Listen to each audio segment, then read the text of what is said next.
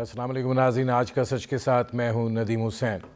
मुल्क को कई चैलेंजेस दरपेश हैं, लेकिन शायद हम जब उन पे सियासी तौर के ऊपर तबसरा करते हैं या उसके ऊपर बयान देते हैं तो सियासी मुखालफत के लिहाज से उसकी हसासियत जो है उसको नज़रअंदाज कर दिया जाता है। इस वक्त पाकिस्तान को ज़ाहिर है अफ़गान सफ़ीर की दुख्तर के अगवा का चैलेंज जो है वो दरपेश है। इस हवाले से तमाम तर तहकीकात जो हैं वो जारी हैं और जो कुछ सामने आया है दिखाई यही देता है कि ये एक ज़ाती मसला था, एक फ़रोई मामला था। लेकिन इसके ऊपर मरीम नवाज़ शरीफ साहिबा का फ़ौरन बयान आ जाना कि हुकूमत पाकिस्तान जो है वो माफ़ी मांगे और वो जो है एक सफ़ीर की साहबजादी के तहफ़्फ़ुज़ में नाकाम रही है, दिखाई ये देता है कि मामले की हसासियत और फिर सूरत हाल का जल्दबाजी में तजिया जो है वो किया गया है।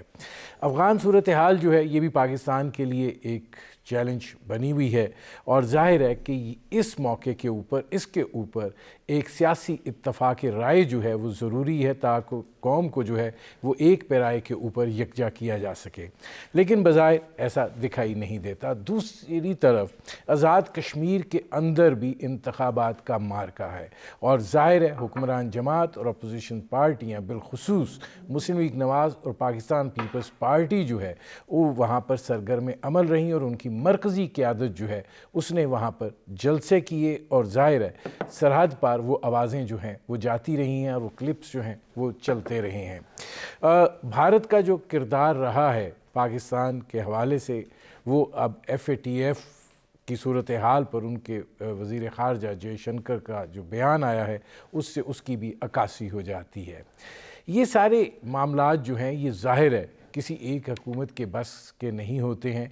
इसके लिए एक सियासी माहौल बनाया जाता है। पॉलिसी साजी के लिए पार्लियामेंट जो होती है वो एक मौसर जगह होती है और वहाँ से खड़े होकर अपने जो दुश्मन हैं उनको पैगाम भी दिया जाता है और जो दोस्त हैं उनको भी ये बावर करवाया जाता है कि ये एक इदारा है जहाँ से पाकिस्तान की पॉलिसी साजी जो है वो जन्म लेती है। लेकिन इस सारी सूरत हाल में एक कन्फ्यूजन दिखाई दे रहा है, ऐसा नहीं हो रहा। ये वो सूरत हाल है जिस पर करेंगे बात। आपका अपने मेहमान से तारुफ़ करवाते हैं। मेरे आज के मेहमान पाकिस्तान के साबिक़ वज़ीर आज़म हैं, सीज़न पॉलिटिशियन हैं, मुस्लिम लीग नवाज़ के सीनियर रहनुमा हैं शाहिद खाकान अब्बासी।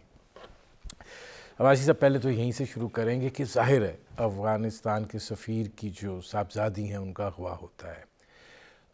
तहकीकात आने से पहले इस तरह का स्टेटमेंट जिसके अंदर पाकिस्तान के लिए सुबकी हो, आप समझते हैं मुनासिब था और मुनासिब वक्त पर था? स्टेटमेंट उन्हीं हक़ाइक़ पर दिया जाता है जो पब्लिक होते हैं। एक शिकायत आई है अफ़गान सफ़ीर की बेटी की तरफ से कि मुझे अगवा किया गया, अब उसी पर कमेंट आदमी कर सकता है। हुकूमत पाकिस्तान का जो रवैया रहा है वो बहुत नामुनासिब रहा है। जो भी हक़ाइक़ हैं, आपको ये मामला पब्लिकली इस तरह डील नहीं करना चाहिए था। हक़ाइक़ जो भी होते उसका असरात आप देख लें कि क्या पूरे मुल्क में हुए हैं। और सबसे बढ़कर बात यह है कि हमारी हुकूमत की जो क्रेडिबिलिटी है, जो उस पर अवाम का एतमाद है, वो ख़त्म हो चुका है। क्योंकि यहाँ पर सच जो है इस हुकूमत में वो एक आपकी चॉइस समझी जाती है कि सच बोलें या ना बोलें। ये इस हुकूमत का खासा है। अभी आपके सामने एक बड़ा दर्दनाक हादसा हुआ जिसमें 9 चाइनीज़ इंजीनियर भी फौत हुए, पाकिस्तान के भी शायद 6 शहरी उसके अंदर जहाँ बाक हुए और उसको हुकूमत ने कहा जी ये एक्सीडेंट हुआ है। ये हुकूमत का बयान था। तो हुकूमत की बात कोई आज कबूल करने को तैयार नहीं है। हुकूमत के तर्जुमान झूठ बोलना अपना फ़र्ज समझते हैं। नहीं, वो ठीक है अगर स्टेटमेंट नहीं आ रहा, लेकिन ज़ाहिर है शाहिद खाकान अब्बासी साहब, आप भी इस मुल्क के वज़ीर आज़म रहे हैं और आपकी पार्टी जो है वो इक़्तिदार के ऐवानों में बड़ी रही है और वहाँ के मामलात की हसासियत को भी अच्छी तरह समझती है। किस सूरत हाल पर किस वक्त और किस तरीके से बात करनी चाहिए इस बारे में भी आप बखूबी आगाह हैं। आप ये नहीं समझते कि ठीक है हुकूमत का जो भी मौक़िफ़ हो, تبصرہ جو تھا اور اس تبصرے کا جو متن تھا وہ درست نہیں تھا اور اس کا وقت جو تھا وہ جلد بازی میں کیا گیا؟ جلد بازی نہیں ہے، ایک چیز پبلک ہو گئی، انہوں نے کہا جناب یہ تحقیقات کا انتظار ہو جاتا، تھوڑا ٹائم دے دیتے۔ انہوں نے تحقیقات کا تو کوئی انہوں نے لفظ استعمال نہیں کیا نا، یہ انہوں نے تحقیقات تو نہیں کرنی تھی نا، انہوں نے یہ کہا کہ دن دہاڑے پاکستان کے دارالحکومت سے ایک سفیر کی بیٹی اغوا ہو جاتی ہے تو ہم ناکام رہے ہیں، یہ ہماری ناکامی ہے، ہمیں سب سے پہلے اس کو قبول کرنا چاہیے تھا، اس کے بعد تفتیش کریں، اس کے بعد حقائق کو ہیں اس حکومت سے بات کریں۔ آپ نے پبلکلی بات شروع کر دی۔ مریم نواز صاحبہ نہ حکومت میں ہیں نہ ان کا حکومت سے کوئی تعلق ہے، انہوں نے ہمدردی کے طور پر ایک خاتون ہوتے ہوئے ہمدردی کے طور پر کہا کہ ہم ایک کام میں ناکام رہے ہیں، ناکامی کو قبول کر لیں۔ نہیں، وہ تو یہاں تک لے گی نا کہ معافی مانگے پاکستان۔ اب یہ تو کوئی جواز نہیں ہے کہ آپ بغیر تحقیقات کے، یہ اس وقت ہوتا ہے جب آپ پہ الزام ثابت ہو جائے اور یہ صورتحال ثابت ہو جاتی، جو بعد کی تحقیقات آئی ہیں وہ تو سارا ڈرامہ لگ رہا ہے۔ طریقہ یہی ہوتا ہے کہ آپ کہتے ہیں کہ ہمیں اس واقعے پر بڑی ندامت ہے، یہ ہر ملک کہتا ہے، اور ہم اس کی تحقیقات کر رہے ہیں، حقائق آپ کے سامنے رکھیں گے، یہ طریقہ ہوتا ہے۔ ڈپلومیٹک معاملات ڈپلومیسی سے ڈیل ہوتے ہیں، پبلکلی نہیں ہوتے۔ اچھا یہ فرمائیے گا کہ ظاہر ہے افغانستان کی صورتحال جو ہے وہ بھی ایک چیلنج بنی ہوئی ہے اور اس پرسپیکٹیو میں بھی اس سٹیٹمنٹ کو جو ہے وہ لیا گیا ہے۔ آپ اس وقت کتنا بڑا چیلنج دیکھتے ہیں اس وقت جو افغانستان کی صورتحال ہے پاکستان کے لیے اور جو پیش بندی کی جا رہی ہے؟ آپ سمجھتے ہیں کہ وہ اس پہ جو آپ لوگوں کی ان کیمرہ میٹنگ ہوئی تھی اس میں پورا آپ لوگوں کو پکچر دکھائی گئی اور اعتماد میں لیا گیا؟ دیکھیں، پہلی بات میں پھر اس واقعے کے حوالے سے کر دوں کہ آپ کسی کو گلٹی پرزیوم نہیں کر سکتے۔ ہمارے ملک میں یہ عام ہو گیا ہے کہ ہم نے الزام لگایا اور کہا جی تم اب مجرم ہو، اب تم ثابت کرو کہ تم مجرم نہیں ہو۔ اس بچی نے ایک اپلیکیشن لکھ کر دے دی کہ یہ واقعہ ہوا ہے میرے ساتھ، وہیں سے بات کو آگے چلنی چاہیے۔ آپ کا کام نہیں ہے کہ پبلک ٹی وی اس کی نفی کرنی شروع کر دیں، یہ طریقہ ہوتا ہے حکومتوں کا، یہ اخلاقی قدریں بھی یہی کہتی ہیں، قانون بھی یہی کہتا ہے۔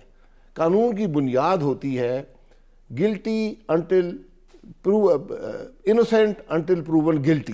پاکستان میں قانون ہے، پاکستان میں معذرت سے پاکستان میں قانون ہے guilty until proven innocent۔ نہیں وہ چلیں، یہ پرابلم ہے۔ دوسری بات میں کر دیتا ہوں، افغانستان کے حوالے سے آپ کو 3 بنیادی چیزیں کرنی ہے افغانستان میں۔ میں ذرا بریک لے لوں، دونوں چیزیں میں نے آپ سے پوچھنی ہے۔ ناظرین، سابق وزیر اعظم پاکستان شاہد خاقان عباسی سے ہماری گفتگو جاری ہے، وقت ہوا ہے مختصر سے کمرشل بریک کا۔ ناظرین، میرے آج کے مہمان سابق وزیر اعظم پاکستان شاہد خاقان عباسی، ان سے ہماری گفتگو جاری ہے۔ شاہد صاحب، اس سے پہلے افغانستان کی صورتحال پر جائیں، جو آپ نے افغان سفیر کی صاحبزادی کی بات کی، دیکھیے گزارش یہ ہے کہ پھر سب کو تحقیقات کا انتظار کرنا چاہیے۔ وہ تحقیقات ہوئیں، وہ سارے معاملات جو ہیں، 3 وزیر خارجہ بیٹھے، قومی سلامتی کے مشیر معید یوسف بیٹھے، آئی جی اسلام آباد بیٹھے، اور انہوں نے اس لیول کے اوپر ایک سلسلہ جو ہے اس لیے سامنے رکھا کہ سوشل میڈیا کے اوپر ایک افواہ سازی کا بازار گرم ہوا ہوتا۔ کیا ہمیں نہیں چاہیے تھا کہ اس حقیقت، اس صورتحال کا ہم انتظار تو کرتے نا کہ جی کیا آتی ہے؟ اس سے پہلے ہی اتنے بڑے بیان نہیں، دیکھیں نیب کی اور اب اس کی لڑائی اپنی جگہ، یہاں پر ابھی کچھ ہوتا نہیں ہے تو اسپیکولیشن شروع ہو جاتی ہے۔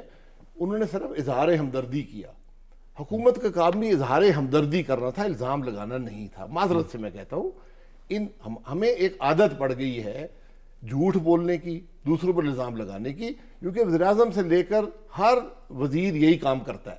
نہیں، ہم نے اس میں الزام تو کوئی نہیں لگایا نا، ہم نے تو تحقیق کی ہے۔ میں نے، میرے بھائی، میں 3 دن پہلے کی بات کر رہا ہوں، جو چینی یہاں پر جہاں بحق ہوئے، اس پہ آپ کا کیا رویہ تھا؟ یہاں کے آپ کا وزیر اطلاعات ریپرزینٹ کرتا ہے کیبنٹ کو، حکومت کو، وہ کہہ رہے جی یہ حادثہ ہو گیا ہے۔ اس لیے آپ کی بات پر کوئی یقین نہیں کرتا، اظہار ہمدردی کر دیتے کہ جناب یہ درخواست موصول ہوئی ہے، ہم مکمل اظہار ہمدردی کرتے ہیں اور ہم اس واقعے کی تحقیقات کر کے جو بھی عناصر ہیں ان کو کیفر کردار تک پہنچائیں گے، بات ختم ہو جاتی۔ آپ نے مختلف الزامات الٹے لگانے شروع کر دیے۔ یہ باتیں اس طرح نہیں چلتی۔ اس کو یہی رہنے دے، بس اس کو ختم کریں. جس بچی کا معاملہ ہے اس معاملے کو تہہ تک پہنچائیں، ان کی حکومت کو مطمئن کریں، خاندان کو مطمئن کر دیں. اچھا، یہ اب افغانستان کی صورتحال آپ کہہ رہے تھے 3 باتیں جو ہیں اس پہ. جی پہلی بات ہے جی، اس کو ایک خود مختار ملک سمجھیں افغانستان کو. افغان رائے کا، عوام کی رائے کا احترام کریں، افغانستان میں فریق نہ بنے. یہ 3 بنیادی اصول ہیں جس پر اگر پاکستان چلے گا تو اس کی کامیاب خارجہ پالیسی ہوگی. میں اس کی ڈیٹیلز میں نہیں جانا چاہتا، میں صرف یہ کہوں گا امریکہ افغانستان سے نکل گیا ہے، ہمیں بھی نکل جانا چاہیے. اب تو افغانستان کی اپنی لڑائی ہے نا. میں معذرت سے کہتا ہوں میری بات، میں اس پہ لمبی ڈیٹیل میں نہیں جانا چاہتا. 20 سال پہلے امریکہ وہاں پر آیا تھا ہماری مدد کے ساتھ، معذرت سے. 20 سال بعد کیا وہ افغانستان کو بہتر حالت میں چھوڑ کے گیا؟ مجھے یہ بتا دیں. اب ہم اس معاملے میں وہاں فریق بن گئے. اب وہاں فریق نہ بنے، جو بھی وہاں فیصلہ ہوتا ہے، افغانستان کا اپنا ایک ماحول ہے، فیصلہ کرنے کے اپنے طریقے ہیں، ان کو اپنا فیصلہ کرنے دیں، ان کی رائے کا احترام کریں. اور امریکہ نکل گیا تو ہم بھی نکل آئیں تو بہتر ہوگا. اچھا، یہ فرمائیں کہ آپ کو نہیں لگتا کہ افغانستان کی جو صورتحال ہے تاریخ کے اس کے پس منظر کے اندر، وہاں تو یہ اسی طرز کا سلسلہ جو ہے وہ جاری رہے گا، چاہے وہ طالبان کی شکل میں ہو، چاہے وہ وہاں وارلارڈز کے گروہ کی شکل میں ہو. اشرف غنی جو ہیں وہ بھی تو مسلط کیے گئے ہیں نا، وہ کوئی لائے تو نیچے سے تو نہیں. یہ ہماری ذمہ داری ہے. ہمارے ملک میں کون مسلط کیا گیا؟ ہم اپنے ملک کے سیاسی نظام کو نہیں سنبھال سکتے، اس کو شفاف نہیں بنا سکتے، ہم افغانستان کے سیاسی نظام کو شفاف بنائیں گے؟ ایک خود مختار، میں نے اس لیے پہلے کہا خود مختار ملک سمجھیں. ان کی ایک تاریخ ہے، ان کی تاریخ ہماری تاریخ سے بہت لمبی ہے، سینکڑوں سال لمبی ہے، بلکہ ہزاروں سال لمبی ہے. اس لیے ان کو اپنی تاریخ کے مطابق اپنے فیصلے کرنے تھے. آپ وہاں پر فریق نہ بنیں. اچھا، اب ذرا تھوڑا سا آ جاتے ہیں اس طرف. یہ فرمائیے گا کہ آزاد کشمیر کے انتخابات، ظاہر ہے 2 پارٹیوں نے تو بہت بھرپور مہم چلائی، مسلم لیگ نواز اور پاکستان پیپلز پارٹی نے، پاکستان تحریک انصاف کے وزراء بھی وہاں جاتے رہے. اور ظاہر ہے ایک انتخابات جب ہوتے ہیں تو اس طرح کی صورتحال جو ہے وہ درپیش ہوتی ہے.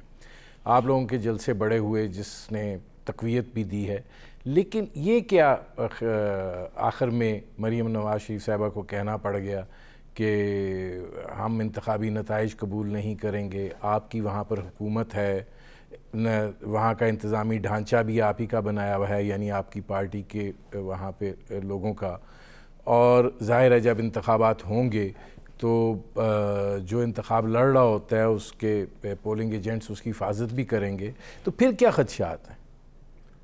آزاد کشمیر میں آزاد انتخابات ہونے دیں، یہ ساری بات ہے. نہیں ہے.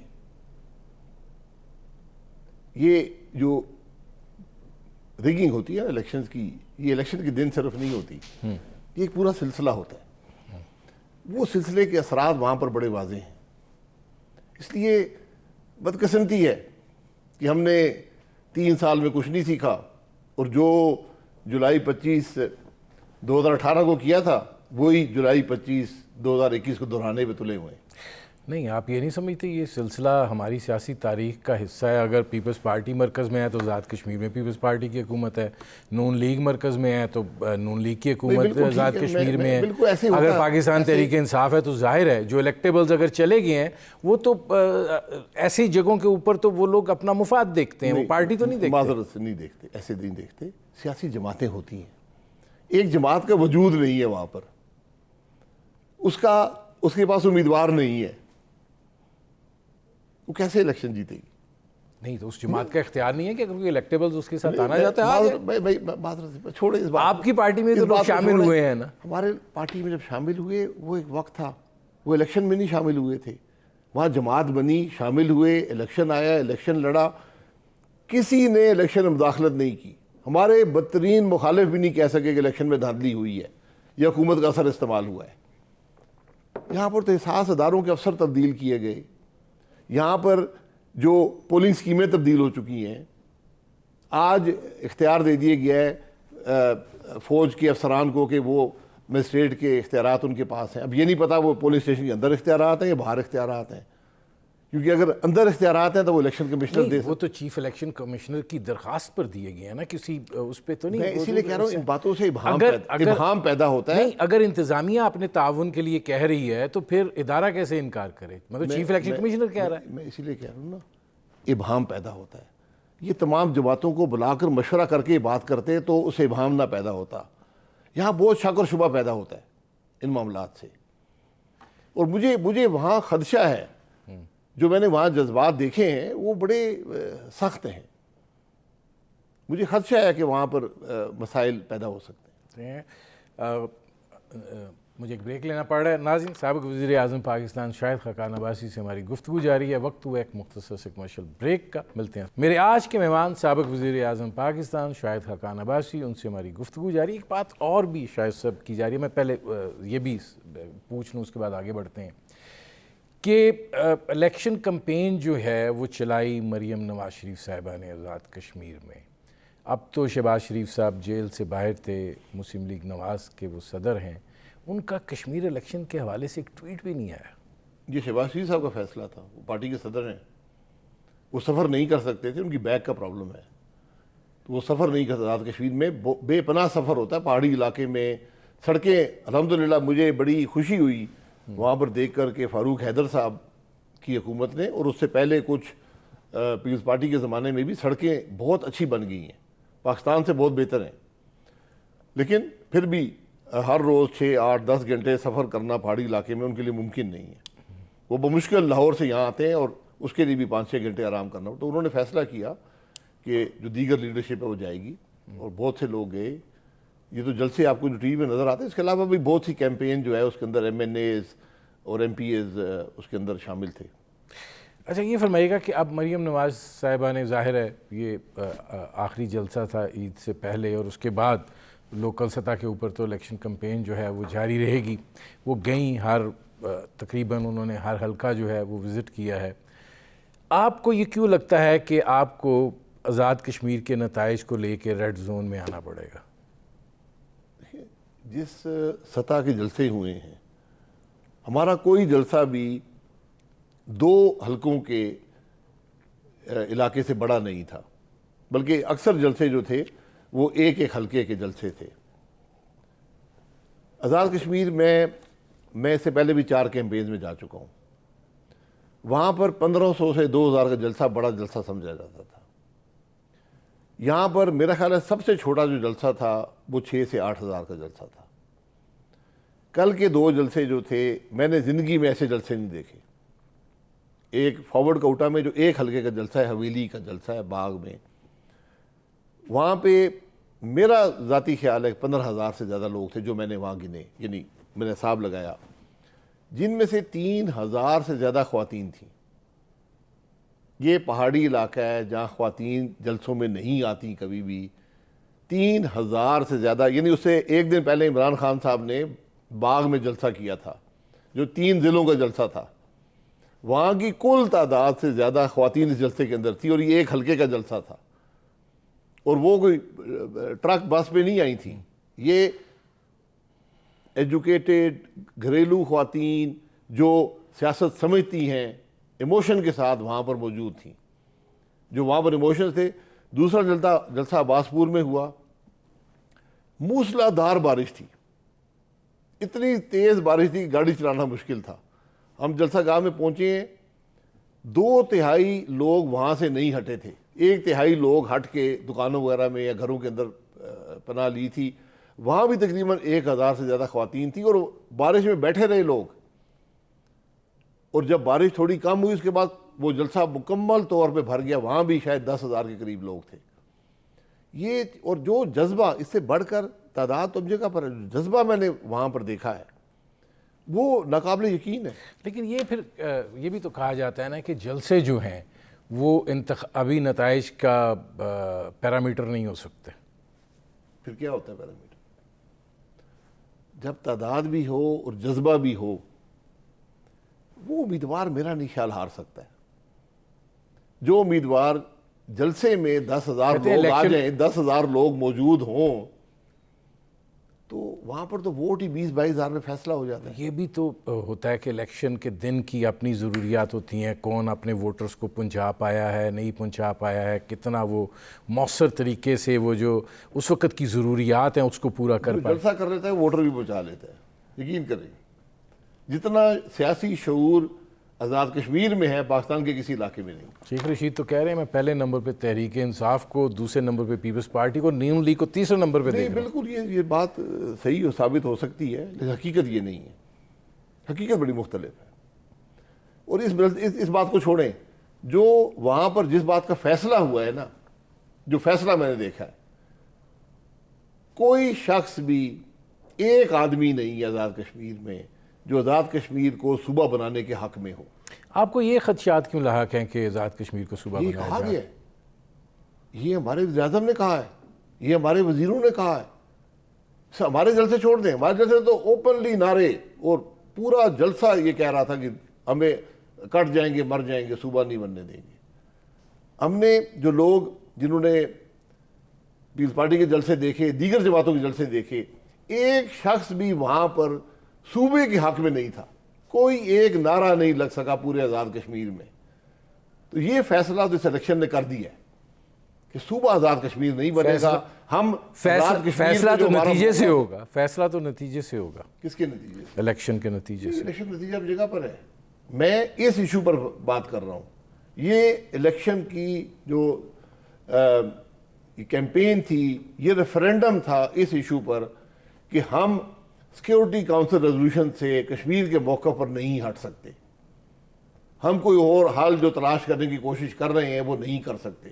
ہم اس کو صوبہ نہیں بنا سکتے. ہم جو یہ بات کرتے ہیں جی 370 تو ٹھیک ہے, 35A کا مسئلہ ہے.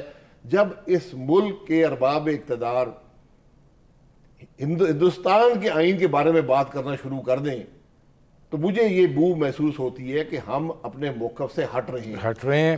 میرے پروگرام کا وقت ختم ہو رہا ہے. بہت شکریہ شاہد خاقان عباسی صاحب. ناظرین, یہ تھے سابق وزیر اعظم پاکستان شاہد خاقان عباسی. آپ نے ان کی گفتگو سنی. اب تک کے لیے اتنا ہی. اجازت دیجیے. اللہ حافظ.